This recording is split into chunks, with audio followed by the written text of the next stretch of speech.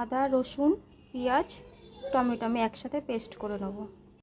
আলু, পটল, এই আলু পটল দিয়ে মাছের মুড়ো আমি ঝাল রান্না করব। মাছের মুড়ো লেজা আমি এইভাবে ভেজে নেব।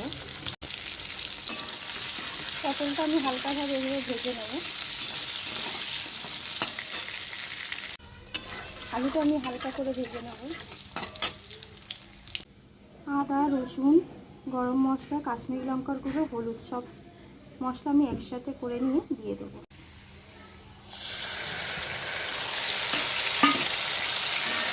ভালো করে আমি এটা কষে নেব। কষে অল্প জল দেবো। জলটা দিয়ে ফোটানো হয়ে গেলে 2 মিনিট পর আমি মাছ আর পটলটা দিয়ে 5 মিনিট পর নামিয়ে নেব। আলুটা কষানো হয়ে গেছে, এখানে আমি মাছ আর পটলটা দিয়ে দিলাম। দিয়ে 5 মিনিট পর আমি নামিয়ে নেব। আলু পটল দিয়ে কষা কষা মাছের